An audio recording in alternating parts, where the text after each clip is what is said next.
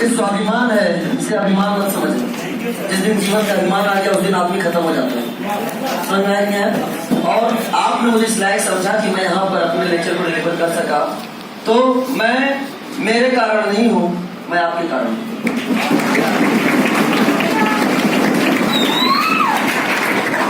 मैं मेरी ताकत नहीं हूँ, आप हमारी ताकत।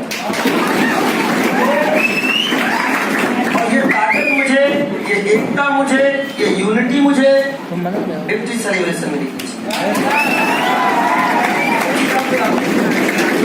जीवन का ऐसा कोई भी काम बना ही नहीं है जो असंभव है, हर कार्य संभव है। मैं एक लाइन हमेशा बोलता हूँ कि अगर मैंने कोई प्रश्न पूछा है तो वो प्रश्न तभी प्रश्न है जब उसका पहले से कोई उत्तर है। ये याद रखना। यानी कि अगर कहीं एक टारगेट सुनिश्चित किया गया है तो वहां पहुंचने का रास्ता भी सुनिश्चित किया गया है। उसके रास्ते बस दिखते नहीं हैं, उसके रास्ते हमें भ्रमित करते हैं। और उस भ्रमित रास्ते को, उनकी छटा को दूर करने का सबसे आसान तरीका है डबल हार्डवर्क, कठिन परिश्रम। कठिन परिश्रम से सब चीज खत्म हो जाते हैं, सारी प्रॉब्लम चली जाती है। तुम्हारा आलस है या डिफरेंट तरह की जितने भी प्रॉब्लम्स तुम्हें आते हैं, डिप्रेशन से, वो सब कठिन परिश्रम से डरते हैं। बस कठिन परिश्रम होता नहीं है। एक बार इसकी आदत डाल लो, जब 4 कदम रह जाते हैं 40 कदम की मेहनत करनी पड़ती है। ये याद रखना। देखो, जब हम लास्ट में थे हमने मेहनत बढ़ा दी। अब आपका समय है कि अब आपको मेहनत बनानी। ये नहीं कि टारगेट पास दिख रहा हो ठीक है हम कर लेंगे, नहीं कर पाओगे। आपको मेहनत बढ़ानी पड़ेगी। लास्ट टाइम एफर्ट बढ़ाना पड़ता है, और जिसने लास्ट में एफर्ट बढ़ा लिया उसे कोई हरा नहीं सकता। 50 ओवर के मैच में लास्ट के 10 ओवर मैच के रुख को बदल देते हैं। 2020 में लास्ट के 2 से 3-4 ओवर में पूरे मैच की रुख को बदल देते हैं। वो लास्ट का प्रयास होता है, इसमें नहीं, शुरू का प्रयास उसमें इंक्लूड है। वो आपने कंटिन्यूअस हार्डवर्क किया है। लेकिन कभी कभी क्या होता है कि शुरू में हमसे कुछ गलतियां हो जाती हैं, तो भी अंतिम प्रयास में हम उसको क्या कर सकते हैं, सुनिश्चित कर सकते हैं, सफलता को सुनिश्चित कर सकते हैं। तो बस आपसे यही आग्रह है, मुझे आप पर पूरा विश्वास है और मैंने बहुत इंजॉय किया आपको पढ़ाते हुए, बहुत मुझे अच्छा लगा। मतलब लगता था कि मैं अपनी मेहनत को और बढ़ाऊं, क्योंकि मैं जितना पढ़ाता था आपकी सीखने की ललक क्या है, बढ़ती जाती, तो मुझे पढ़ाने की ललक मेरी और बढ़ती जाती। कभी आप कि मुझे ऐसा फील हुआ हो कि अरे क्या है, मैं क्या पढ़ा रहा हूँ। मैंने पढ़ाया और आपने समझा, ये आपकी जीत है। और इसके लिए मैं आप सबको वापस से धन्यवाद करता हूं।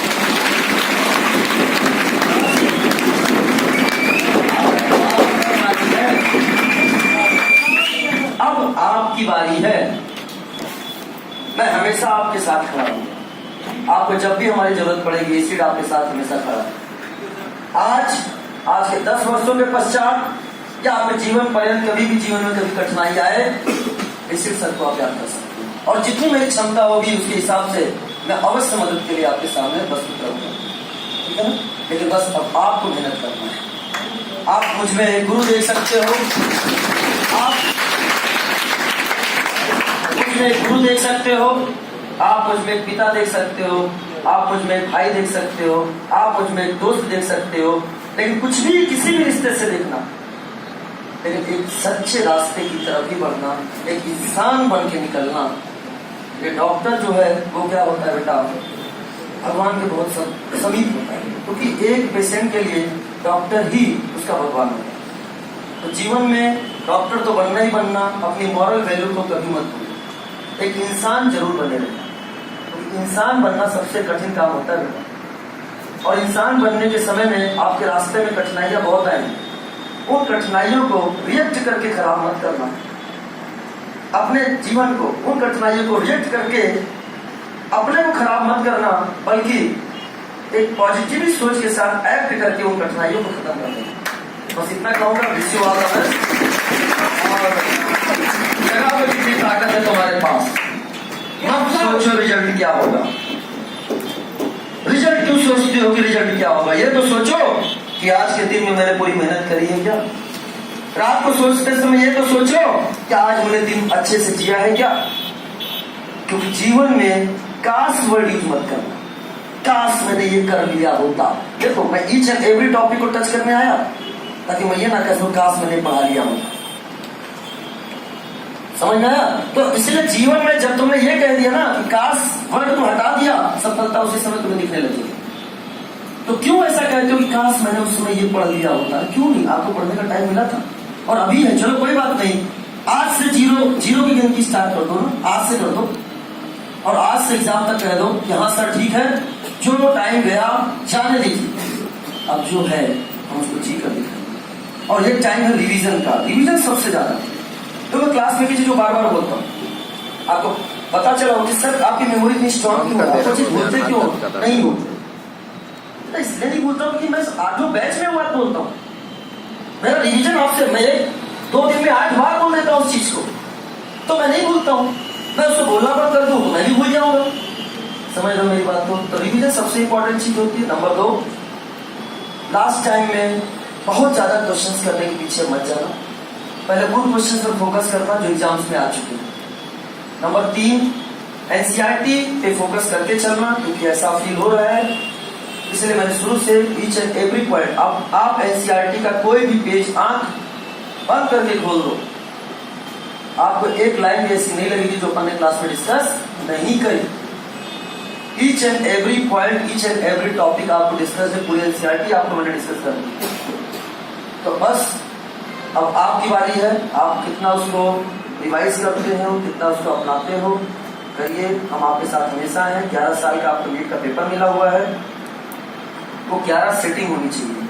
वो 11 साल का नीट पेपर 11 सिटिंग की होनी चाहिए। और सिटिंग 3 घंटे का पेपर होता है, लेकिन आपके घर पे 2 घंटे 50 मिनट का अलार्म लगना चाहिए, क्योंकि 11 × 11 121 तो हम घर पे तुरंत करते हैं, एग्जाम में लिख के करते हैं, है ना? वहां डर लगता है कहीं गलत तो नहीं हो जाएगी, तो वहां स्पीड थोड़ी सी कम होती है। टाइम मैनेजमेंट, एक्यूरेसी आपको ध्यान में रखना होगा।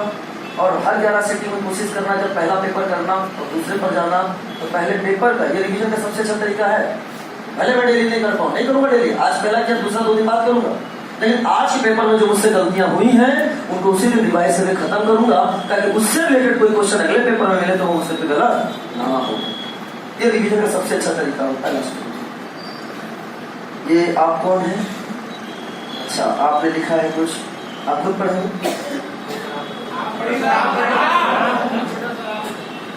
नहीं, आपके शब्दों में विकिपीडिया पर चेक कर लिया, गूगल पर सर्च कर लिया, पर एसिड सर जैसा कोई गुरु नहीं मिला। ये आपके शब्द बहुत ज्यादा अच्छे रहेंगे आपके शब्दों में। हाँ, आइए, अपनी फीलिंग कहने का जो भी अवसर दिया जा रहा है।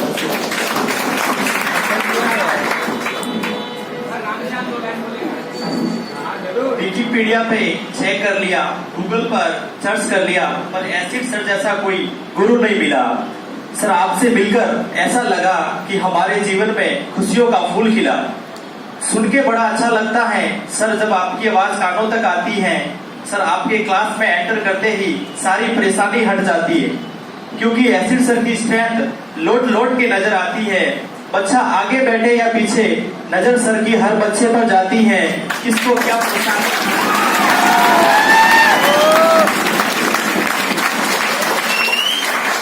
किसको क्या परेशानी, वो आपकी आंखों में नजर आती है। सर, आपकी एनर्जी को देखकर मुझे हाईली एक्टिव एसिड की याद आती है।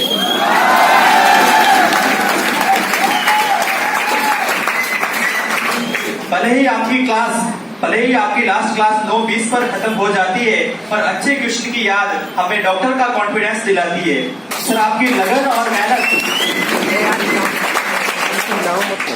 लगन और मेहनत मुझे पढ़ते समय याद आती है, और आपकी आहा व रोटी के साथ चाय वाली स्टाइल मुझे ऑर्गेनिक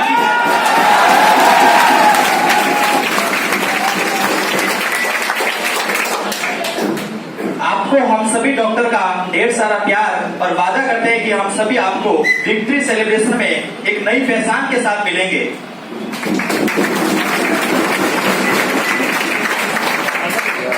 मैं लाइट हूँ पर ये मुझे पता नहीं। सर, आपके सामने आते ही मैं जल उठा, मेरे में जान आ गई। सर, आप नहीं तो मैं क्या हूँ, आपके होने से मैं आज डॉक्टर हूँ।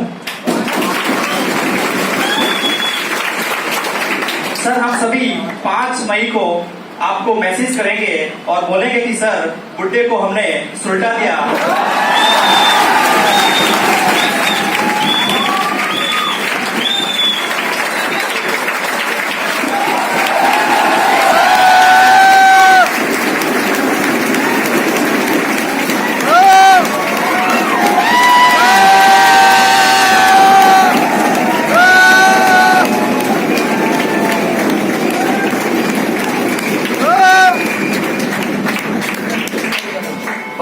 कॉन्फिडेंस रखते रहना। जीवन में हमेशा आज या कभी भी ये सफर केवल नीट के एग्जाम में खत्म नहीं होगा।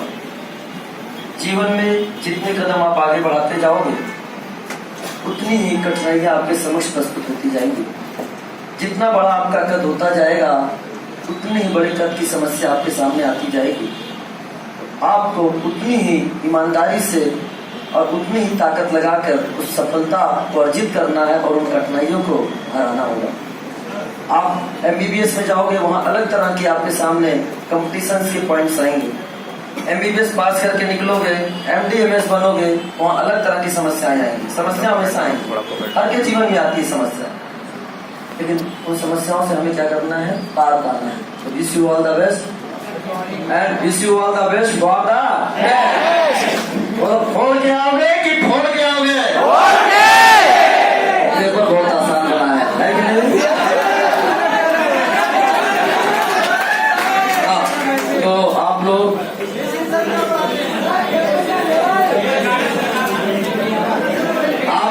विक्ट्री सेलिब्रेशन में आइए। नाम तो आपने सुना होगा। हाँ बेटा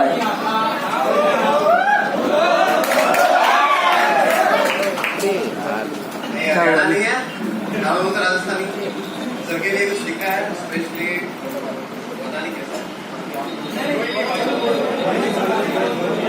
ये इंसान को इंसानियत सिखाते हैं गुरु, इंसान को इंसानियत सिखाते हैं गुरु, इंसान को इंसान बनाते हैं गुरु। जरूरत है थोड़ा भरोसा करने की, जरूरत है आप सबको थोड़ा भरोसा और हिम्मत करने की। फिर देखो तुम्हें क्या से क्या बनाते हैं गुरु।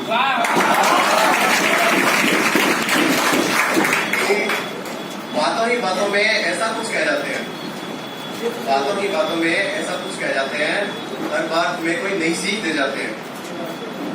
भगवान ने भी सोच समझकर बनाया हुआ इन्हें, भगवान ने भी सोच समझकर बनाया हुआ इन्हें, तभी तो तुम्हें जिंदगी में 3 गुरु दिए जाते हैं। 3 गुरु मतलब 2 तो तुम्हारे माता पिता और एक तीसरा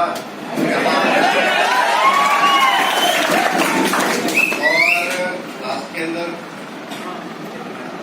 ये अच्छे शिष्य की बजाय अच्छा गुरु होना चाहिए, अच्छे शिष्य की बजाय अच्छा गुरु होना चाहिए, लेकिन फिर भी उसमें गुरूर नहीं होना चाहिए। ज्ञान तो सबके पास बहुत है, ये तो आप सबको पता है, ज्ञान तो सबके पास बहुत है, लेकिन इसमें सर जैसा कोई इंसान भी तो होना चाहिए।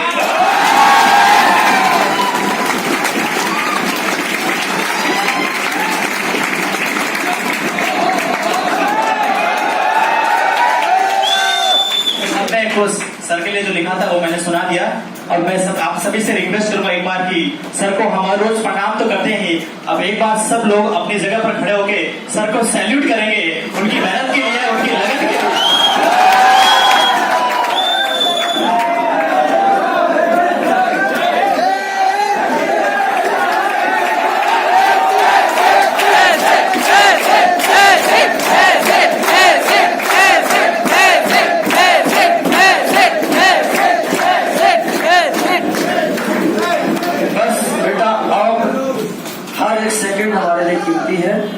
हर एक मिनट हमारे लिए कीमती है।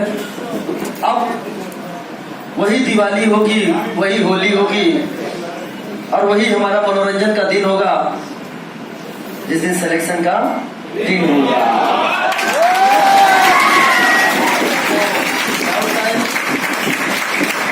डाउट टाइम लगा दिया गया है बेटा। डाउट टाइम हमारा मॉर्निंग में 10 से 12 अभी है और 5 से 7 है। उसको जैसा भी अपडेट होगा आपको मिल जाएगा। Thank you very much.